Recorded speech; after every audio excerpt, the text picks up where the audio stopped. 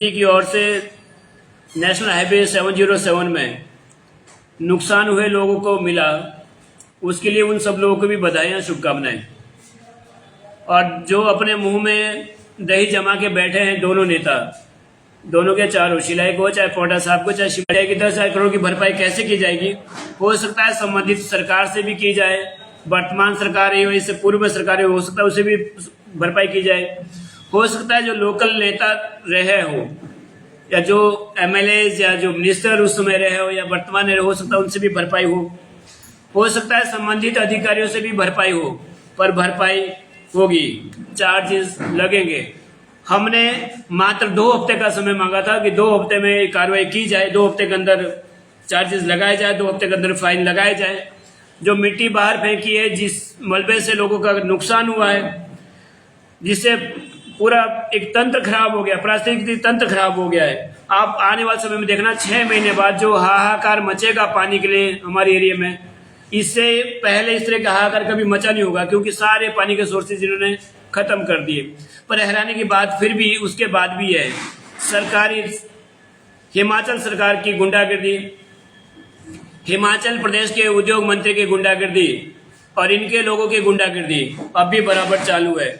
मैं अब भी ये कहना चाहूंगा, मैं अब भी निवेदन करूंगा मंत्री महोदय जी से कि आपको समय रहते सुधरना होगा, आपको समय रहते चेतना होगा। आप पावर की उसमें आप अंधे ना रहे। आपको लग रहा है कि आपके पास पावर है, आपको लग रहा है कि आप मंत्री हो, आपको लग रहा है कि आप एमएलए हो। मैं कहना ये चाहूंगा कि रिस्पॉन्सिबिलिटी मंत्री महोदय जी आपकी है, रिस्पॉन्सिबिलिटी विधायक मोदी जी आपकी है कि लोगों को सुविधाएं देना आपका काम है। ठीक है, बहुत सारे इश्यू शिलाई विधानसभा में चले हैं, घाटी का इश्यू हो, जनजातीय का इश्यू हो, बहुत सारे तमाम। मैं फिर ये कहना चाहूंगा कि लोग जिंदा रहेंगे तब ये सब चीजें हो पाएगी। जब लोग नहीं रहेंगे तो किसके ऊपर राजनीति करोगे, किसे घाटी का अधिकार दिलाओगे? मैं ये भी कहना चाहूंगा कि माननीय हर्षवर्धन चौहान और माननीय बलदेव सिंह तोमर ने पिछले 3 सालों में कभी एक शब्द भी नहीं कहा है रोड के ऊपर। पिछले दिन एक ड्रामा हुआ था, माननीय उद्योग मंत्री से एक फोटो खिंचवाई थी, फोटो सेशन चला हुआ था, साहब अच्छे भले रोड पे, भाई वहां कुछ आप दिखाते, कुछ आप कहते, आरओ साहब आए थे, पीडी साहब आए थे, उनको कुछ कहते, कुछ नहीं कहा, केवल अपनी सेटिंग की होगी मंत्री जी ने वहां पर भी जैसे आज तक करते आए। पर मैं फिर कहना चाहूंगा लोगों के लिए शुभकामनाएं। फिर ये भी कहना चाहूंगा कि अकेला कहते ना, अकेला चना बाहर नहीं फोड़ सकता है भाई, हमने फोड़ा है। इतना बड़ा काम था अपने एनजीटी में जाना और वहां से फाइन करवाना, वो भी ministry road and transport and highways, Nitin Jairam Gadkari. मैं फिर कहना चाहूंगा, मैंने दिल्ली में प्रेस वार्ता की थी, वहां भी कहा था कि मंत्री ईमानदार हो सकता है लेकिन मिनिस्ट्री ईमानदार नहीं है, मंत्रालय ईमानदार नहीं है। सबसे भ्रष्ट मंत्रालय ministry road and transport and highways, national highway authority of India, NHI और मोर्ट, सबसे भ्रष्ट मिनिस्ट्री इसमें है। मंत्री ईमानदार हो सकते हैं, इसमें कोई दो राय नहीं है। सब लोगों को फिर से बधाइयां। दीपावली, कल दीपावली है, आप हंसी खुशी दीपावली मनाएं। उससे पहले खुशखबरी आप लोगों को देनी थी कि फाइन होने वाला है और तगड़ा फाइन होने वाला है। जो भी इन्होंने नुकसान पहुंचाया है, जो भी लोगों को नुकसान पहुंचाया, पीने के सोर्स खराब हुए, पीने के, हैरानी की बात तो ये थी, एनजीटी ने को आदेश दिया कि जो पानी के सोर्स है उन्हें रिस्टोर करो, पानी के सोर्स दोबारा चालू करो। इन लोगों ने क्या किया, चाले के देखिए कंपनी वालों के, आप इन्होंने वहां पाइप जोड़ दिया, 8 इंच का काला पाइप, प्लास्टिक का पाइप, 8 इंच का काला पाइप प्लास्टिक का, जहां पर 6 इंच की कूल चलती थी।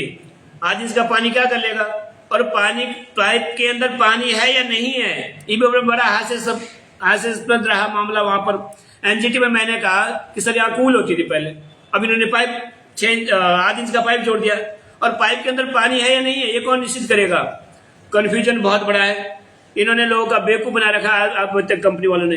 पिछली सुनवाई में इन्होंने कहा था कि नहीं सर, पिछली बार अत्यधिक बरसात हुई, अत्यधिक बरसात के कारण डैमेज हुआ था। मैंने वहां पर एनजीटी में कहा था कि बरसात केवल रिवर साइड हुई थी, वैली साइड बरसात क्यों नहीं हुई? कि रिवर साइड का हिस्सा पूरा खत्म हो गया, रिवर साइड का हिस्सा पूरा खत्म चला गया और वैली साइड जो का त्यों बचा हुआ है। हैरानी की बात यह भी है कि मोर्ट ने या मोर्ट की कंपनियों ने जो सबूत दिल्ली में दिए हैं वो इन्हीं के लिए घातक सिद्ध हो रहे हैं। जो फोटोज उन्होंने भेजी है वो इन्हीं के लिए घातक सिद्ध हो रही है। कई बार ज्यादा होशियारी भी पर मुझे लगता है कि लोगों की हाय जरूर लगी है। जो गरीब लोग हैं, जो असहाय लोग हैं, जो पिछले 3-4 साल से जो तड़फे हैं वहां पर बिना पानी के, जिनका खेत खत्म हो गया, घर मकान खत्म हो गया, कूले खत्म हो गई, पीने का पानी खत्म हो गया, हो सकता है उनकी हाय इनको जरूर लगी हो।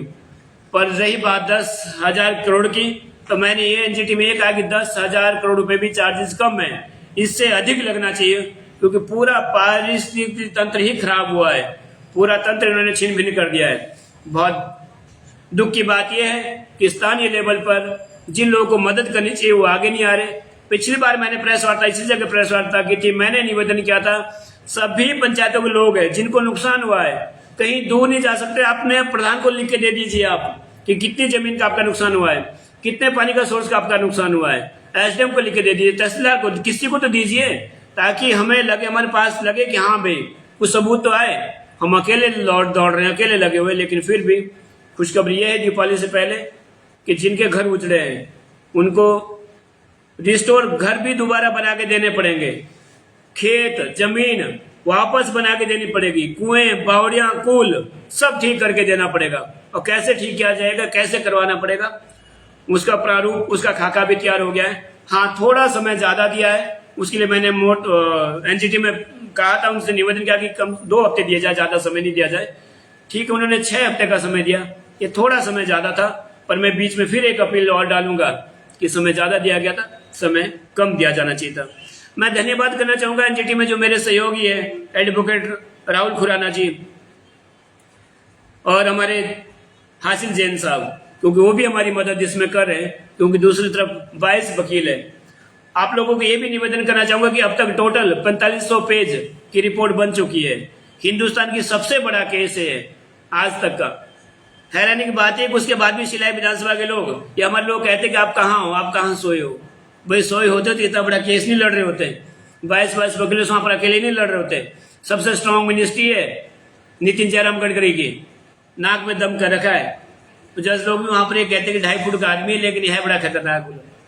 तो लोगों को देखना चाहिए सब चीजें। आप लोगों को, नेताओं को मैंने पहले भी कहा है कि आपके नेताओं को अगर छींक भी आती ना तब भी पूरा वायरल करते हैं, नेता को छींक आ गई। इतना बड़ा केस लड़ रहे हैं, सब लोगों के लिए लड़ रहे हैं, पूरे एरिया के लिए लड़ रहे हैं, किसी मेरे पर्सनल कोई फायदा नहीं इसमें होने वाला। जज साहब ने मेरे से पूछा था कि आपका घर कितना दूर है, मैंने कहा मेरा 10 किलोमीटर दूर है। आपको क्या दिक्कत है? मेरे को दिक्कत है, मैं उस रोड पर रोज चलता हूँ, मेरे रोड चलते हैं, जिनका नुकसान हो रहा है मैं हमारे, क्योंकि शुरुआत से ही कंपनियों पर जो है कानूनों जो है नियमों की अवहेलना के आरोप लग रहे हैं क्या? और आपने जैसा अभी कहा कि कोई भी नेता, दोनों ही नेता आवाज नहीं उठाते हैं, क्या वाकई में जो है मंत्री जी का संरक्षण या प्रदेश सरकार का संरक्षण रहता है और मोटी रकम एक मंत्री जी तक जाती है? बिल्कुल मोटी नहीं, बहुत मोटी रकम मंत्री जी तक जाती है। मंत्री हर्षवर्धन चौहान, खुल के बोलिए ना, मंत्री हर्षवर्धन चौहान जी, ठाकुर हर्षवर्धन चौहान जी। उससे पहले माननीय बलदेव सिंह तोमर जी तक जाती थी मोटी रकम, जाती थी, मैं कह रहा हूं ना, जाती थी। और क्या पता मंत्री जी को तो अभी भी जा रही है, बलदेव जी की बंद हुई लेकिन मंत्री जी को अभी भी जा रही है।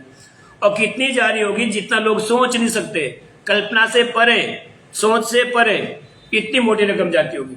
लोग जो मुझे कहते जी, तो फिर जाहिर है अधिकारियों तक भी जाती है, तो अधिकारी पूरी लड़ी काम करती है। बिल्कुल अधिकारियों तक पूरी जाती है। अधिकारी को पूरा, जो अधिकारी जो भी नियुक्त हुआ, अब देखिए कच्ची ढांग, पिछली बार जब आप भी साथ में थे, पूरा मीडिया तंत्र था, एक अधिकारी साथ में थे, कितने आग में बोला हो गए थे, उसके बाद शांत है। कच्ची ढांग में बराबर अब भी डंपिंग हो रहा है, कच्ची ढांग अब भी हालत हुई है। बिल्कुल बहुत मोटी रकम जाती है। और लोग किसको बोलते हैं कि नाथूराम को जा रही है। भाई मुझे जाती तो मैं एनजीटी में थोड़ी जाता केस करने। और ये भी बता दूं, लोगों को स्पष्ट कर दूं, बहुत छोटा नहीं सोचना। जिस दिन नाथूराम लेने पे आया तो जितने तुम्हारे नेताओं ने सारे लिया ना, और जितने सारे अधिकारियों ने लिया, उसे दुगना भी लूं तो अभी मेरे को देने को तैयार है, क्योंकि 10,000 करोड़ रुपए पर्याप्त होते हैं। पर हम लेंगे नहीं, हम 10 पैसे भी नहीं लेंगे। ये आपके मीडिया के माध्यम से ये भी बताना चाहूं, उनको भी बता देना चाहता हूं जो लोग आरोप लगाते रहते हैं। आरोप कौन लगाते हैं? यही दोनों नेता आरोप लगवाते रहते हैं कि नाथूराम को बदनाम कर दो, कंपनियां पैसे देती है नेताओं को, नाथूराम को बदनाम करो। और हमारे भोले भाले लोग लगे रहते हैं, उन्हें ये नहीं पता कि कौन हमारे लिए लड़ रहा है, कौन व्यक्ति जो अपने घर परिवार, अपने बाल बच्चे घर पे छोड़ के बराबर लड़ रहा है। भाई नाथूराम को पैसे लेने होते तो 7 साल में कम से कम अपने घर में दरवाजे खिड़की तो लगा लेता नाथूराम। अब कभी घर के आके देखना मेरे घर में। नाथूराम जी, एनजीटी का भी अपडेट क्या है? एनजीटी का अपडेट ये है कि मैं वही बता था कि हमने 2 हफ्ते का समय मांगा था एनजीटी से कि 2 हफ्ते के अंदर कार्रवाई की जाए, सख्त से सख्त कार्रवाई, फाइन लगाया जाए। पर एनजीटी ने मेरी बात ना सुनते हुए इनको 6 हफ्ते का समय दिया है और पॉल्यूशन कंट्रोल बोर्ड को कहा है कि 6 हफ्ते के अंदर आप पूरी रिपोर्ट बना के दें, पूरा खाका बना के दें कि फाइन कितना लगना चाहिए। तो हमने कहा है कि कम से कम 10,000 करोड़ का फाइन इनको लगना चाहिए। फिर फॉरेस्ट डिपार्टमेंट को बोला कि फॉरेस्ट डिपार्टमेंट पूरी व्यवस्थित जानकारी दे, कहाँ से मलबा फेंका, कितना मलबा फेंका, कहाँ का गया, कितना नुकसान हुआ है। ये तो एनजीटी में तो मामला चला गया, लेकिन उसके उपरांत भी जो है डंपिंग जो है नाले खाले में अवैध या फॉरेस्ट भूमि पे जो है किया जा रहा है अभी भी किया जा रहा है। ना केवल डंपिंग बल्कि जिलाटिन भी यूज हो रहा है। अभी भाई साहब ने जो पूछा था उसी का ये है कि माननीय मंत्री महोदय हर्षवर्धन चौहान जी को बहुत मोटी रकम जा रही है। उन्हें अच्छा लग रहा हो तो अच्छी बात है, बुरा लग रहा हो तो लगना चाहिए, क्योंकि आपको ये सब चीजें रोकनी चाहिए। आपका काम है, आप सरकार में, आप सत्ता में हो, आप मंत्री महोदय हो, अभी आपकी ड्यूटी बनती है, आपकी रिस्पॉन्सिबिलिटी बनती है। आपकी ये नहीं बनती कि जो लोग भ्रष्टाचार मचा रखा है, जिन्होंने जो एनजीटी का आदेश नहीं माना, जो सुप्रीम कोर्ट का आदेश नहीं मान रहे, आप उनके साथ बैठ के चाय पियो। और लोगों को सब पता है। लोग ये भी कह रहे हैं कि इन 2-4 लोगों से फिर देख लेंगे अगली बार। अगर इनको ये 2-4 लोग पसंद हो गए मंत्री जी को तो ठीक है, करवाने दो जो इनसे करवाना है, पर नुकसान तो लोगों का हो रहा है। क्या आकलन है आपका, कितना फाइन लग सकता है कंपनी? मैंने कहा कि 10,000 करोड़ रुपए। 10,000 करोड़ लगे जी, टोटल अमाउंट लगभग 1352 करोड़ था, उसका 93-94 गुना लगना चाहिए इनको फाइन।